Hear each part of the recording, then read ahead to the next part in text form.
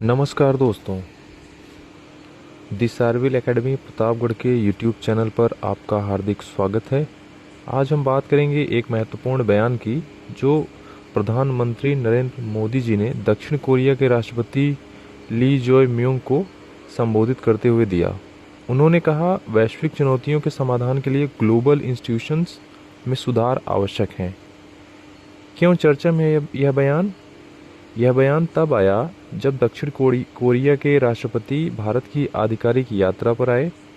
इस दौरान भारत और साउथ कोरिया के बीच कई मुद्दों पर चर्चा हुई। उनमें से व्यापार और निवेश, रक्षा सहयोग, तकनीकी साझेदारी, समुद्री सुरक्षा। इसी संदर्भ में प्रधानमंत्री मोदी ने वैश्विक संस्थाओं में सुधार की आवश्यकता पर जोर दिया। आज दुनिया कई बड़ी चुनौतियों का सामना कर रही है। मतलब पूरी दुनिया में ऐसी समस्याएं हैं जो हर देश को प्रभावित करती हैं, जैसे जलवायु परिवर्तन। मतलब पृथ्वी का तापमान बढ़ रहा है, मौसम बदल रहे हैं, बाढ़, सूखा बढ़ रहे हैं। महामारी जैसे कोविड-19, मतलब बीमारी एक देश से दूसरे देश में फैल जाती है, इसलिए मिलकर लड़ना पड़ता है।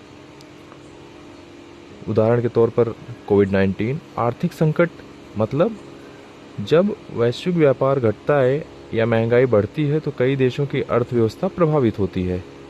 आतंकवाद और सुरक्षा खतरे में, मतलब आतंकवाद एक देश तक सीमित नहीं रहता, इसका असर कई देशों पर पड़ता है। खाद्य और ऊर्जा संकट, मतलब अगर किसी क्षेत्र में भोजन या तेल की कमी होती है तो पूरी दुनिया प्रभावित होती है। इन समस्याओं का समाधान अकेला कोई देश नहीं कर सकता। मतलब ये समस्याएं वैश्विक हैं, इसलिए मिलकर समाधान जरूरी है। इसलिए वैश्विक संस्थाओं की भूमिका महत्वपूर्ण हो जाती है। मतलब अंतर्राष्ट्रीय संगठन मिलकर इन समस्याओं को हल करने में मदद करते हैं। प्रमुख वैश्विक संस्थाएं जैसे यूनाइटेड नेशंस द्वारा शांति और सहयोग का कार्य किया जाता है। वर्ल्ड हेल्थ ऑर्गेनाइजेशन द्वारा स्वास्थ्य के क्षेत्र में योगदान दिया जाता है। इंटरनेशनल मॉनेटरी फंड द्वारा आर्थिक सहायता प्रदान की जाती है। वर्ल्ड बैंक द्वारा विकास परियोजनाएं विकसित करने का प्रयास किया जाता है। वर्ल्ड ट्रेड ऑर्गेनाइजेशन द्वारा व्यापार नियम बनाए जाते हैं। G20 द्वारा आर्थिक सहयोग में योगदान दिया जाता है। अब बात आती है, इन सब में सुधार की आवश्यकता क्यों पड़ी? मतलब ये संस्थाएं वर्तमान जरूरतों के अनुसार पूरी तरह प्रभावी नहीं है।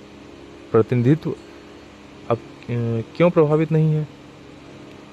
पहला, प्रतिनिधित्व असंतुलन, मतलब सभी देशों को बराबर महत्व नहीं मिलता।